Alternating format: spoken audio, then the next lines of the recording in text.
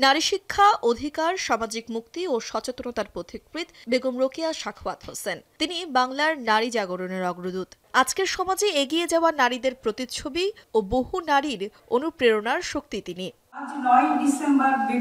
মহিষী নারীর জন্ম ও মৃত্যুদিন উপলক্ষে রাজধানীর ওসমানী স্মৃতি মিলনায়তনে অনুষ্ঠিত হল রোকেয়া পদক প্রদান অনুষ্ঠান 2025। অনুষ্ঠানে সভাপতি হিসেবে উপস্থিত ছিলেন শারমিন এস মুর্শিদ ও প্রধান অতিথি হিসেবে উপস্থিত ছিলেন অন্তর্বর্তীকালীন সরকারের প্রধান উপদেষ্টা ডক্টর মোহাম্মদ ইউনুস। এবছর দেশের নারী অগ্রযাত্রায় অসামান্য অবদান রাখায় 4 নারীকে রোকেয়া পদক দেওয়া হয়। পদকপ্রাপ্তরা হলেন নারী শিক্ষা গবেষণা শ্রেণীতে রুবানা রাকিব, নারী অধিকার শ্রেণীতে কল্পনা আক্তার, মানবাধিকার শ্রেণীতে নাবিলা ইদ্রিস এবং নারী জাগরণ ক্রীড়া শ্রেণীতে ঋতুপর্ণা চাকমা।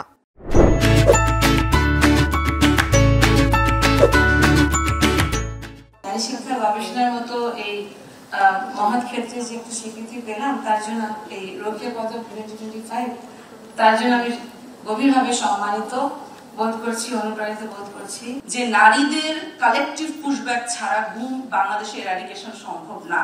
পদকপ্রাপ্তদের হাতে সম্মাননা তুলে দিয়ে প্রধান উপদেষ্টা ডক্টর মোহাম্মদ ইউনুস বলেন, পদক পাওয়াদের মধ্য দিয়েই জুলাই গণ অভ্যুত্থান পরবর্তী নতুন বাংলাদেশের যাত্রা শুরু হয়েছে। এদের মাধ্যমে এই নতুন বাংলাদেশের যাত্রা শুরু।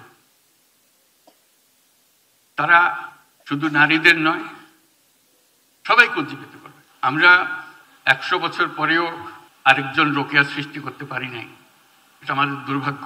আজকে তার জন্ম উপলক্ষে যে আয়োজন, সেটা শুধু তাকে স্মরণ করার জন্য না, আমাদের ব্যর্থতাগুলো খুঁজে বার করার জন্য। বেগম রোকেয়া সমাজ বিনির্মাণের পাথেয়, তবে শত বছরেও তার স্বপ্ন বাস্তবায়ন না হওয়ায় দুঃখ প্রকাশ করে প্রধান উপদেষ্টা ডক্টর ইউনুস বলেছেন যে আদর্শে তিনি নারীদের গড়ে তুলতে চেয়েছিলেন, পুরস্কার প্রাপ্তরা সেই পথেই নিয়ে যাবেন। সেই ডাক 100 বছর পরে হলো এখানে যেন শোনা যায়। তানজিলা খান মিম, এখন, ঢাকা।